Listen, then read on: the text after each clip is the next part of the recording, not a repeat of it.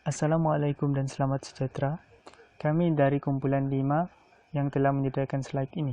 Slide ini akan membincangkan tentang kerjasama antara etnik dalam menuju kemerdekaan dan pembentukan Malaysia. Tanpa membuang masa, ayo kita kepada pengenalan dan sejarah.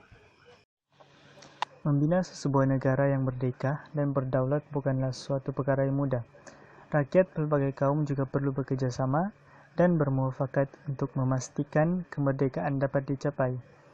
Kebijaksanaan para pemimpin terdahulu yang telah berjaya mencapai kemerdekaan negara melalui perundingan tanpa pertumpahan darah haruslah kita hargai.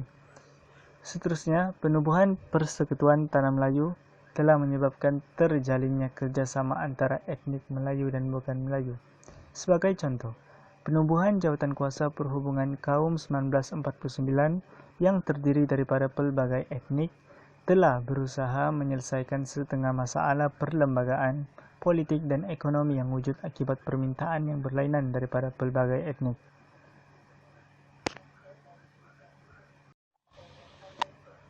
Faktor-faktor kerjasama etnik. Usaha untuk mencapai perpaduan kaum di Tanah Melayu telah bermula sejak tahun 1949 apabila timbul kesadaran para pemimpin pelbagai kaum berbincang untuk kepentingan bersama. Akhirnya, Jawatan Kuasa Hubungan Antara Kaum ditubuhkan ataupun dikenali sebagai Community Liaison Committee (CLC) pada Januari 1949 dan diketuai oleh para pemimpin pelbagai etnik iaitu Melayu, Cina dan India. Jawatan kuasa ini ditubuhkan bertujuan untuk mewujudkan persefahaman antara kaum. Selain itu, usaha parti politik mewujudkan perpaduan kaum melalui Independence of Malaya Party ataupun IMP dan Parti Negara atas pimpinan Dato' Onn Jaafar dan kerjasama UMNO, MCA dan MIC menubuhkan Parti Perikatan. Dan demi mencapai kemerdekaan, kesemua parti berusaha mewujudkan perpaduan kaum tersebut. Berikut adalah faktor kerjasama etnik. Kesan kerjasama antara etnik menuju kemerdekaan.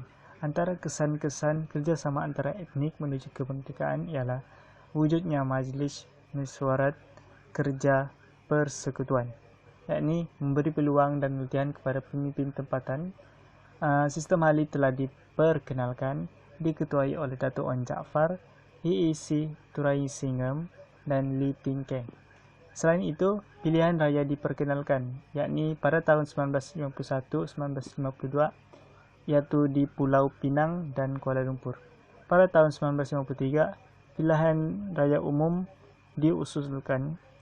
Tahun 1955, pilihan raya umum dijalankan di seluruh negara. Akhir sekali adalah kerjasama politik yang padu, yakni sifat keterbukaan orang Melayu terhadap kaum lain, kerjasama antara parti UMNO, MCA dan MIC, dan bukti perpaduan antara kaum yang sangat hebat menjadi faktor Tanah Melayu merdeka.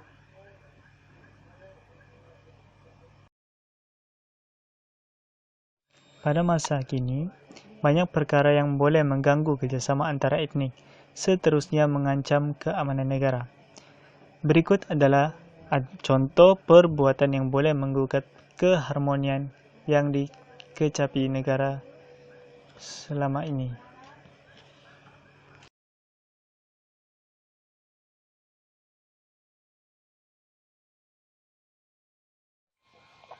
Antara cabaran dalam mengekalkan kerjasama etnik dan kemerdekaan ialah kewujudan sistem pendidikan yang berbeza dan penggunaan bahasa pengantar yang berbeza. Sebagai contoh, di sekolah jenis kebangsaan Cina, bahasa Cina dituturkan secara utama, begitu juga dengan sekolah jenis kebangsaan Tamil. Perkara ini menyebabkan penggunaan bahasa utama Malaysia dikurangkan. Seterusnya, dominasi suatu kaum dalam satu bidang ekonomi. Ianya sudah wujud sejak dahulu lagi, di mana kaum Melayu dikhususkan di kawasan sawah padi, pertanian, kaum India dan kaum Cina di kawasan ladang getah dan lombong biji timah, serta kedai-kedai di bahagian pekan dan bandar. Sampai sekarang kita boleh melihat jurang ekonomi rakyat kaum-kaum tersebut. Seterusnya ialah hubungan sosial golongan muda. Daripada pemerhatian sekeliling, didapati golongan muda lebih tertarik bersosial dengan rakan sebangsa daripada bangsa yang lain. Ini membuat jurang yang lebih besar antara sama kaum.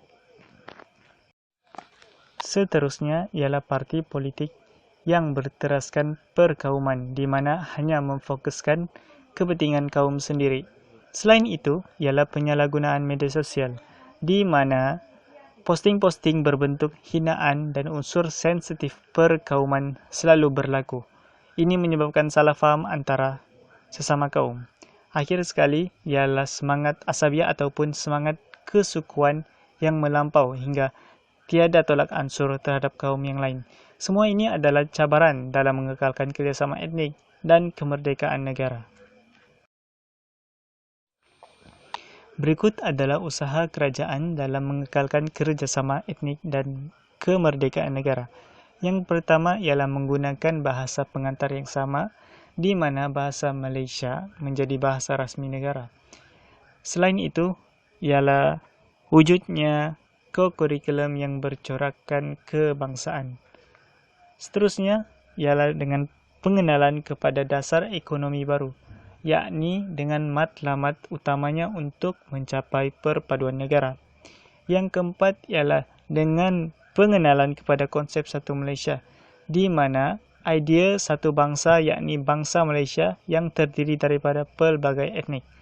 Akhir sekali ialah penubuhan parti perikatan ataupun parti politik yang mengutamakan perpaduan kaum seperti UMNO, MIC, MCA dan PAS.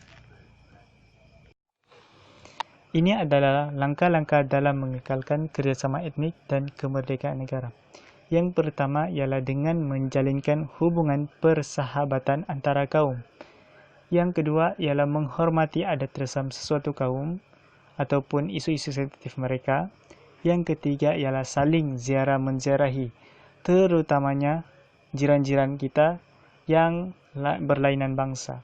Yang keempat ialah merayakan perayaan kaum bersama-sama. Yang kelima ialah mempelajari sejarah Malaysia dan mengambil iktibar. Yang keenam ialah saling tolong-menolong apabila susah ataupun senang. Dan yang akhir sekali ialah menggunakan bahasa pengantar yang sama, iaitu bahasa Malaysia sebagai bahasa untuk berkomunikasi antara sama kaum.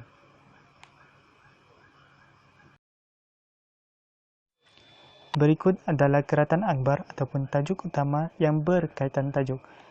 Ini menunjukkan bahawa betapa seriusnya isu kerjasama etnik tersebut.